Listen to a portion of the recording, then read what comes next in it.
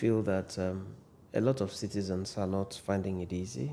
School fees, transportation, feeding, and all that.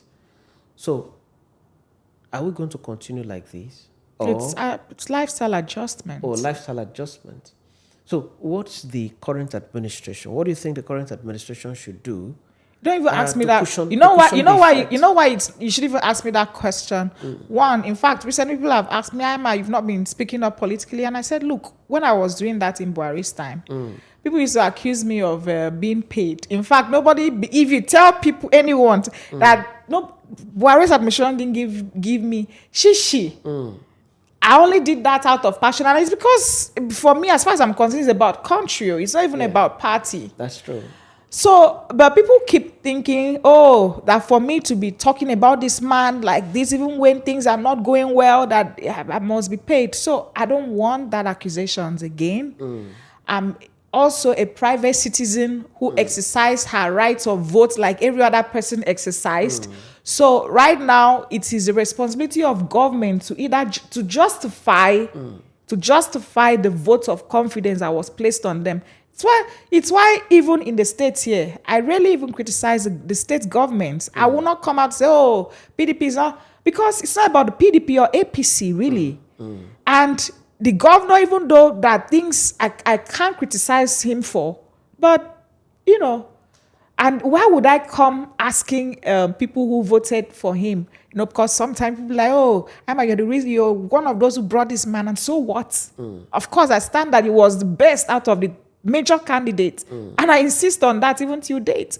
So, but given the situation, the current governor of Akwa Ibom was the best. No, I'm talking about in my party. When people talk to me about, oh, you're the one who campaigned, I said, and so what? I did. I campaigned for the best candidate, and as far as I'm concerned, of course, he was, and I gave reasons why he was, and he still, in my view, he still is, because if any other person that would have taken over power would not have had it easy. So it's not now about candidates. It's about what the person made on ground and how he's faring with what he made on ground. So he has the responsibility to justify that vote of confidence some of us gave to him. And so it is totally his thing. If I'm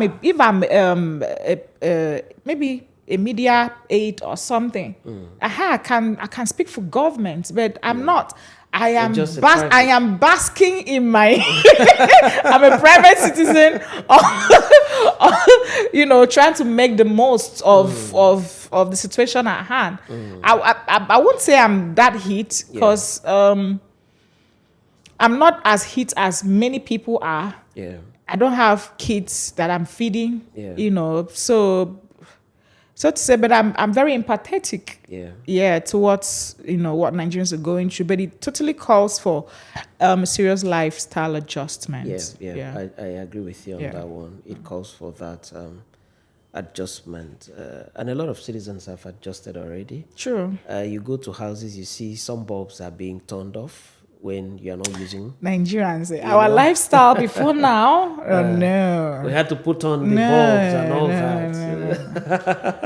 Our lifestyles before now.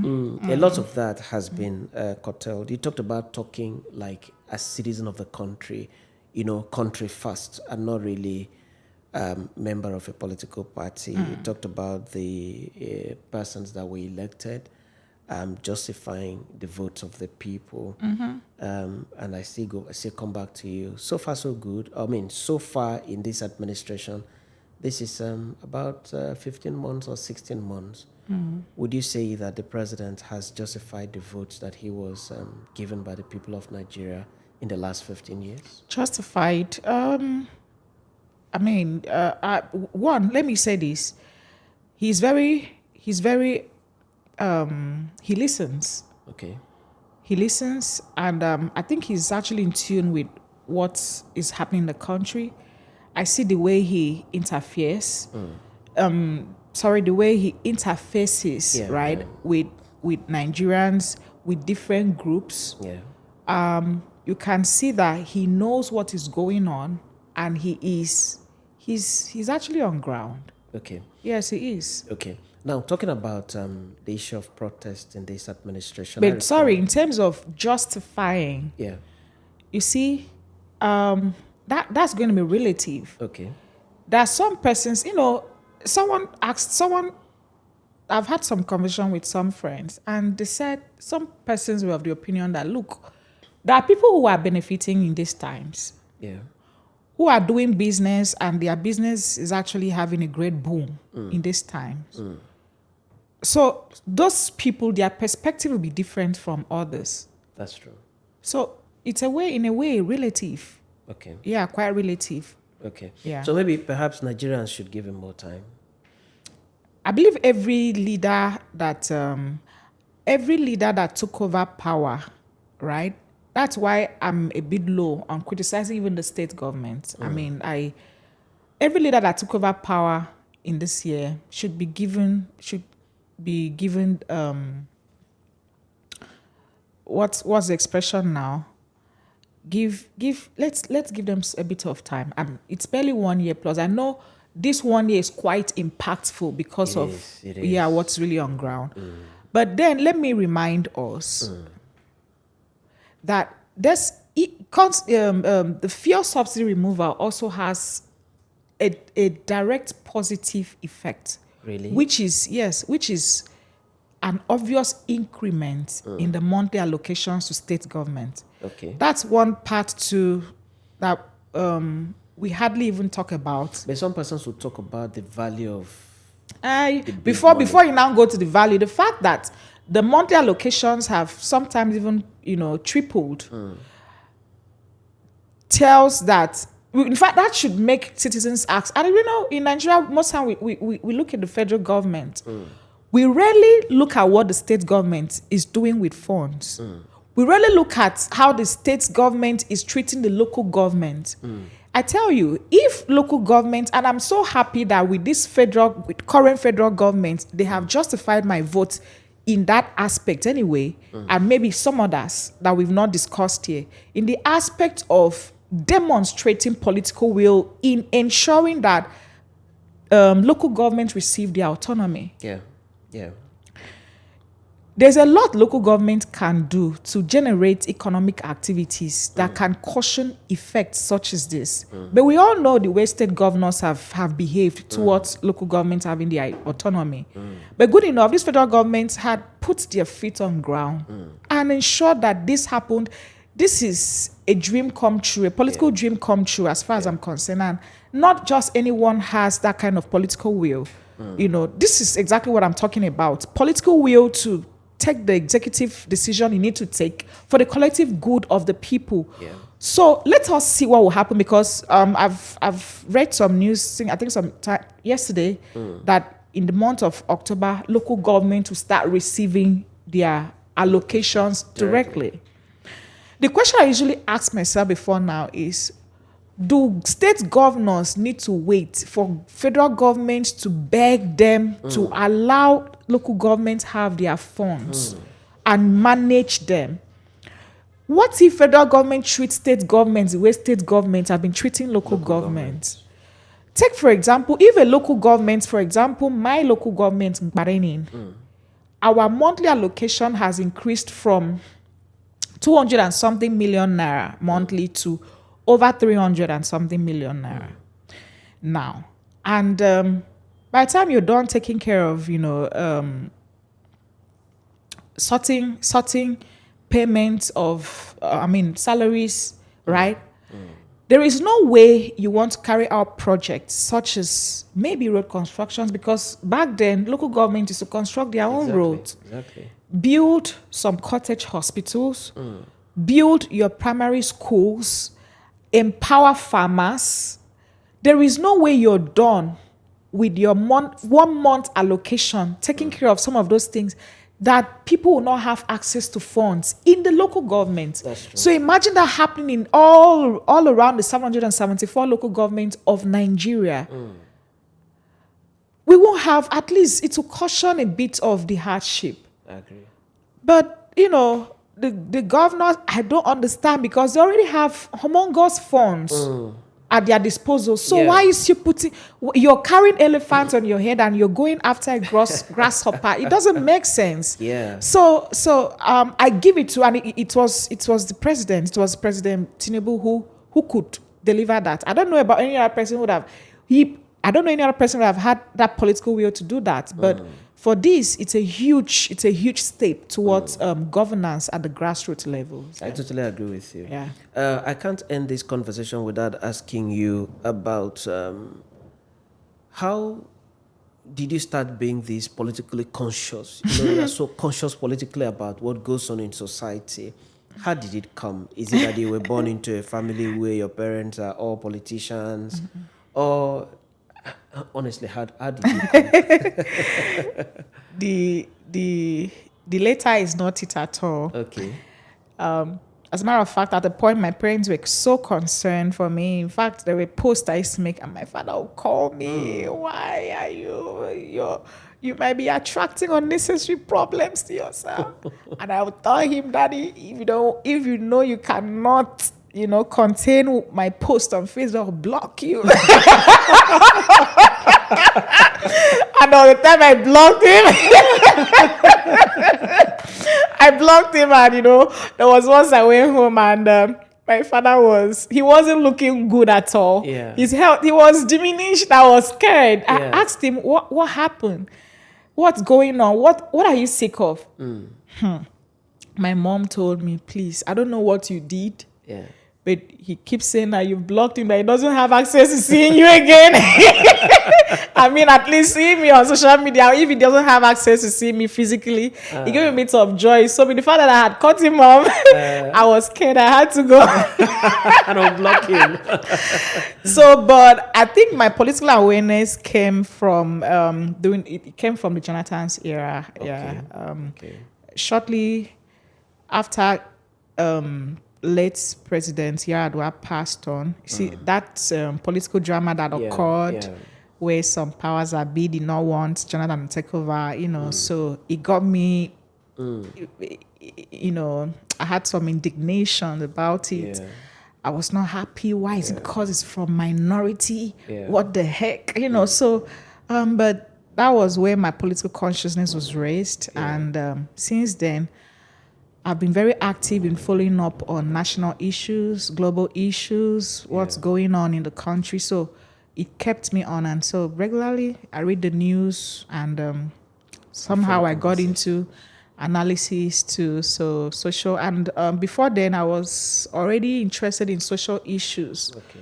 Why the society is the way it is and what difference can we make to ensure our lives are better generally. And so adding political part now to the social part, I think that's where I carved a bit of niche on the social political, as a social, I'm most times referred to as a social political analyst. Yeah, so I just a bit carved that niche for myself. Yeah, but so far it has continued over the years, and at a point, a political elder told me, Ima, all this analysis, sitting on the fence to analyze, it's not going to get you anywhere. Choose a side. Choose a side. You can't influence much just talking. So go in there and see how things happen. And I thought about it and I felt, okay, I don't necessarily need to run for a political office. Even if it comes to that, I could, but let me be part of a political system. So naturally, my kind of leaders, the people I admired politically, they were in the APC. Okay. I mean, the PMBs of this world, the Bola Ahmed Tinubu, which is, I didn't even start. It wasn't last year I started supporting him. I've been supporting him for years. In fact, I practically looked forward to his presidency. Okay. Yes, I admired his grit, his guts. The fact that he could stand, he will stand for something and stand to the very end. I've read his political story, history, the fact that he was working in an oil company in Mobile, grew up to the point of being an executive and took a walk just to join the freedom fighting for Nigeria, and then using his funds to support those movements back then. That's him standing for something as a young man. How many people will do that? How many people will leave, the comforts of their homes, of their jobs to join a struggle and be funding it? And then he continued, became a senator, became a governor, and as a governor, he was not just He wasn't just one of them. He stood out. He stood out. He stood for something. He opposed, He opposed what he felt was not right. And as a matter of fact, as a governor, Tinubu was the first governor actually to give local government autonomy to local government without being pressurized. And this is something that we are pushing, we are begging, we've been begging governors, appealing, pushing, lobbying, yet they refuse. But as a person, as a governor, he freely did that. And there were other things he has set up that federal government then had come to copy from him as a state. So he made his impacts and had followed the trajectory of his political life, and he was a leader I admired, and I looked forward really to his presidency. So I think that was naturally why I decided to join the APC, because I felt, at least then, it was a camp of progressives. I don't know. I don't know about that now. It's now a mixed camp, all sort of characters. So, that's it. But do you also agree with me that the president is someone that so many Nigerian citizens have so far criticized because of his policies? He's been roundly criticized by a lot of citizens of this country. I'm saying this in spite of the qualities of the president that you mentioned. Do you know that this is somebody that most Nigerian citizens don't seem to like his policies? They criticize him so much. Like which policies do you think they do not like? The hardship in the country right now. No. I want us to talk about the policies, because with the first policy which he inherited is the major reason why we're here. And so which other policy has he even, in fact, even that one was not even his own. So but which policy has he made that he's facing criticism? When hardship comes with criticism. You have to be criticized. Okay. I mean, you can even be doing the right things and then people will criticize you. How much more when people are going through a season of hardships? It comes naturally. Okay, so let me ask, maybe this will be the final question.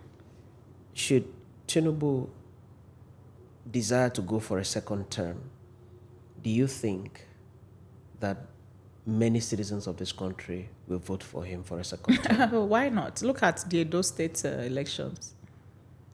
I mean, the APC just won. Ordinarily, you would think it should be the other way around. So, when it comes to... So Tinubu can win a second term in this country if he wants to go for a second term. Very second. What are you talking about? I voted for him, and I know why I voted for him. And I know the peculiarities that is on ground that had nothing to do with him and still has something to do with him. And I know that he's trying. I mean, look at off camera, we were talking about the billions of naira he has invested in the manufacturers sector, where Nigerians who are manufacturing something, they have access to as high as 10 million, 20 million, depending on your capacity, to fund what you're producing. And then one of the things he's doing agricultural-wise is to purchase tractors, farm tractors, over 700 of them, to send to the different local governments of this country to assist so that we can achieve a food security status. How many governors are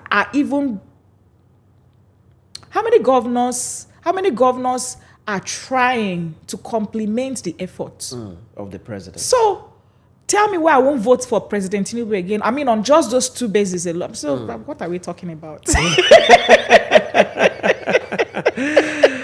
Well, it's been quite interesting having you on the show, and it is on this note that we call it a wrap today.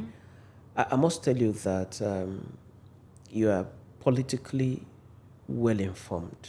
Honestly, you can't take that away. Nobody can take that away from you. And I appreciate that. I appreciate the fact that this is a woman who is very interested in what is going on in society. I must commend you for that. Not many people, have that interest in society. I must commend you for it. I do hope that when next I call on you to come and Let us Anytime, know, you know. anytime. Anytime. Wow. So happy to have you. Yeah. And it is on that note that we call it a wrap today. Many thanks for watching. Do subscribe to the channel so that we can create a bigger community where we sit down like this and then discuss everything of interest to society. Always my pleasure.